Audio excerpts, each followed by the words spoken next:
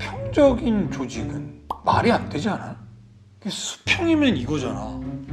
여기 위가 없는 거 아니야? 그러니까 이게 말이 안 되는 거 아니야? 회사면 그럼 대표도 없어야지.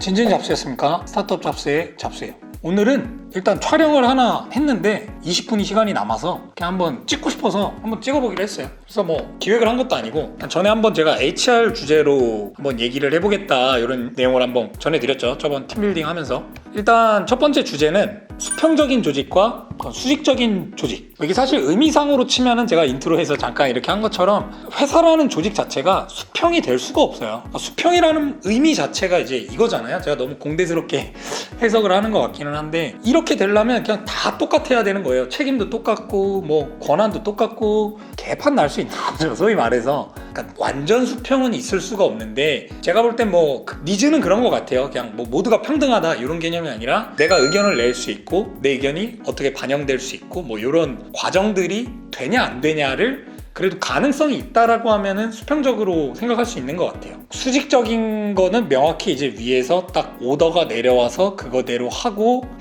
하는 구조?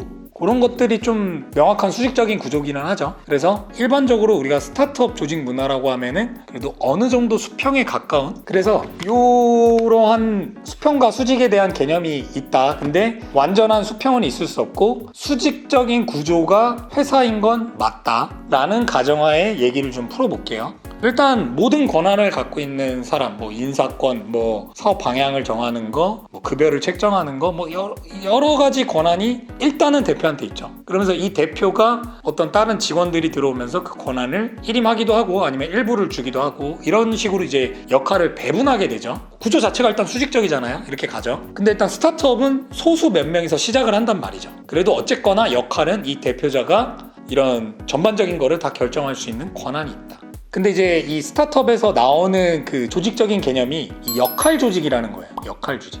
디자이너, 기획자, 개발자, 지금 우리는 영상 편집자, 뭐 이런 역할들이 있잖아요. 이 안에서 프로젝트를 하게 되죠. 프로젝트를. 링크 스타터로 할게요. 스타트업 구인구직 플랫폼 서비스를 기획을 합니다. 근데 이제 구성원들이 개발자도 있고 디자이너도 있고 저 대표도 있고 뭐 다 있어요. 다 있어. 다 같이 만들 거 아니에요. 기획회의를 했어. 그럼 이제 다들 각자의 역할은 있지만 그 순간은 기획자가 되는 거죠. 근데 이제 이런 일들이 발생되게 돼요. 이제 디자이너 이 개인이 생각을 할 때 이건 이거 같은데, 이제 개발자 이 사람이 생각할 때 이건 기능적으로 이건데, 이게 생각이 다 다를 수가 있단 말이죠. 주장하는 바가 이게 더 좋다라는 거에 대해서. 그러면은 우린 누구나 다 내 의견이 반영되길 바라는 그런 마음이 있어요. 그런 데서 내가 한 게 저기 저렇게 됐어. 뭔가 그 가치를 얻어. 보람을 느끼고. 그래서 나는 쓸모가 있는 사람이다. 가치가 있는 사람이다. 이런 거를 느껴가죠. 근데 이제 문제는 우린 결정을 하나를 해야 된다는 겁니다. 그러니까 결정에 희소성이 있는 거예요. 그러면 그 결정을 누가 하냐가 굉장히 중요하다는 겁니다. 그건 일반적으로 대표가 할 수도 있겠고 아니면 다른 사람이 할 수도 있어요. 대표가 그 사람한테 일임했다라고 하면. 그래서 그 역할이 명확하다라고 생각을 합시다. 자, 우리가 다 같이 기획을 합시다. 근데 이 기획안을 갖고 결정하는 사람은 이 사람이에요. 저예요. 예를 들어서 저예요. 아니면 우리 서비스 기획 담당자 이 사람이 최종 선택하는 걸로 기획안을 마무리를 칩시다 라고 정했어요.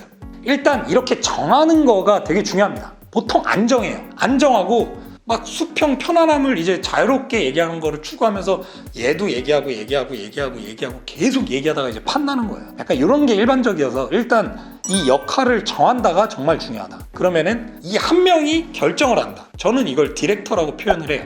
디렉터. 지시할 수 있고 결정하는 사람. 그래서 모든 이 결정에 대한 책임은 이 사람이 갖고 있는 거예요. 대표가 될 수도 있고 다른 디렉터가 될 수도 있고 지정한 1위만. 그러면 나머지 사람들은 뭐냐 얘기를 해야죠. 사실 이제 저 같은 경우도 회의를 하면은 제가 주도적으로 가는 편이었고 제가 리드를 하는 게 강했던 것 같아요. 직원들이 얘기를 하기도 했지만 안 하는 직원들도 많았어요, 얘기를. 그럼 사실 저는 좀 이제 답답하거나 이런 게 좀 생겼거든요. 아무 말도 안 할 거면 여기서 왜 앉아있지? 그냥 가서 그러면 딴 거 일 보지. 이러면 좀 무섭죠. 약간 근데 그 생각이 있어요. 실제로 제가 이제 스티브 잡스를 따라하겠다는 게 아니라 저도 그런 걸 느꼈는데 스티브 잡스 같은 경우는 그렇게 말 안 할 거면 그냥 나가라고 했다고 합니다. 해고한 사례도 있긴 한데 이것도 역할이라는 거죠. 그 회의에 참석을 했다라고 하면은 안을 내야 되는 거죠. 그래서 회의를 하기 전에 그 안건이 공유가 되는 것도 당연히 중요하고 이렇게 역할이 정해졌으면은 그거에 대해서 행하는 게 필요하다. 그래서 이 디렉터는 결정하는 역할, 결국에 최종 결정을 해야 되는 역할, 그럼 다른 사람들은 의견을 내는 역할이 되는 거죠. 이걸 좀 더 하나 더 들어가 보면은 여기에서 이제 갈등이 생겨요. 그래서 내가 의견을 내봤어. 근데 다른 사람이 그거 아니다. 뭐 아니다. 사실 저는 이것도 이런 문화도 약간 좀 저는 개인적으로 별로라고 생각을 해요. 그러니까 아니다라고 얘기할 수 있는 것도 저는 주장이라고 생각하거든요. 반박을 하는 거죠. 그러니까 토론 자리잖아요. 그러니까 일을 하는 그 회의를 한다라는 가정이. 그러면 A가 A를 얘기를 했어. 주장을 내세웠겠죠. 이거 이러니까 이렇다. 아니다. 난 그거 별로라고 생각을 한다. 대신 근거가 있어야 되겠죠. 이래서 얘기할 수 있는 거예요. 그리고 이제 디렉터가 결정을 져주는 거고, 이 서로가 각자의 주장을 갖고 얘기를 했으면 그럼 나는 내 주장, 너는 네 주장. 거기에 이제 크게 감정을 곁들이는 게 아니라 그냥 그거로서 토론을 하고 끝내야 되는 거죠. 근데 이게 안 돼요. 이게 안 돼. 받아들여지는 게 안 돼. 그냥 저 사람이 나한테 반박을 했어. 그럼 반박해 나한테? 그러면 대표가 뭐 말은 맨날 아니래. 아니니까 아니라고 했겠지. 그러니까 이렇게 되면은 다음부터 말을 안 하게 되는 거죠. 근데 이게 한쪽만 잘못했다고 할 수 없고 양쪽에 문제가 있어요. 물론 이제 그거 아니다 라고 얘기하는 것보다 좋은데, 좋은 거는 그 의견 충분히 좋다. 내 생각은 이렇다. 표현 방식의 차이인 거죠. 이렇게 가는 게 뭔가 아니다라는 표정을 네가 말하는 거 구려라는 느낌이 아니라 그냥 당신의 생각은 이런데 나는 당신의 생각과 좀 다르다. 이게 훨씬 더 좋은 표현이 될 수는 있을 거예요. 근데 어쨌거나 이런 것들이 반복이 되면은 결국 지가 말하는 대로 다 할 걸 하고 말을 안 해버린다라는 거죠. 제가 볼 땐 이 사람의 이 태도도 자기의 역할을 모르고 있는 거예요. 이 조직 체계에서 의견을 낸 걸로 끝이에요. 이게 안 됐다고 해서 내가 그걸로 인해서 다음에 얘기를 안 한다라는 거는 못 받아들인 거거든요. 그래서 저는 이 측면을 좀 얘기를 하고 싶습니다. 물론 이제 저 디렉터가 결정을 했는데 나도 그렇고 얘도 그렇고 쟤도 반대일 수 있어요. 저 디렉터만에. 그래도 따라줘야 돼요. 그러한 책임자를 결정을 했기 때문에. 그래서 만약에 그게 계속 그 구조가 이 디렉터 역할을 맡고 있는 사람, 그게 보통 소규모에서는 대표일 거예요. 그 사람이 신뢰가 안 가. 했던 말들이 납득이 잘 안 가. 근데 그게 오랫동안 지속돼. 그런 신뢰가 없으면 거긴 나가야 돼요. 그 회사는. 그러니까 반박을 하고 꿀먹은 벙어리로 앉아있고 이럴 게 아니라 그 회사는 떠나는 게 맞습니다. 그래서 이 의견들이 여러 가지가 나왔을 때 그래, 결국엔 저 사람이 모두가 얘기를 했든 어쨌든 간에 옳은 방향으로 이끌어 간다, 우리 리더가, 디렉터가. 그럼 그 신뢰를 갖고 자신 있게 얘기를 하는 그 조직이 되는 게 저는 건강한 조직이라고 생각을 해요. 그런 경우는 있어요. 진짜 이건 내가 곧 죽어도 이 방향은 아닌 것 같다, 이 정책은 아닌 것 같다, 이 기획은 아닌 것 같다. 그러면은 이제 회의석상에서도 뭔가 안 됐어요. 그러면은 한 번 더 생각해보고, 이럴 땐 신중해야 된다라고 봐요. 감정적으로 대응할 게 아니라 이제 내가 그 구성원의 팀원이면은 생각해보고 그 사람이 왜 결정을 그걸 했을까? 실제로 그거를 소비자의 입장에서, 고객의 입장에서 생각을 해보고 해봤을 때 저 사람이 지금 뭔가 과몰입돼 있어. 뭔가 이거를 나는 같은 조직원이기 때문에 깨주는 것도 내 역할일 수 있어. 그럴 땐 용기를 내보는 거죠. 조심스럽게 이런데 저는 아직도 이 생각이 이렇다. 물론 최종 결정 그렇게 가시면 따라야 되겠지만 저는 좀 이건 강하게 얘기하고 싶습니다. 한 번 더 생각할 수 있는 계기가 되겠죠.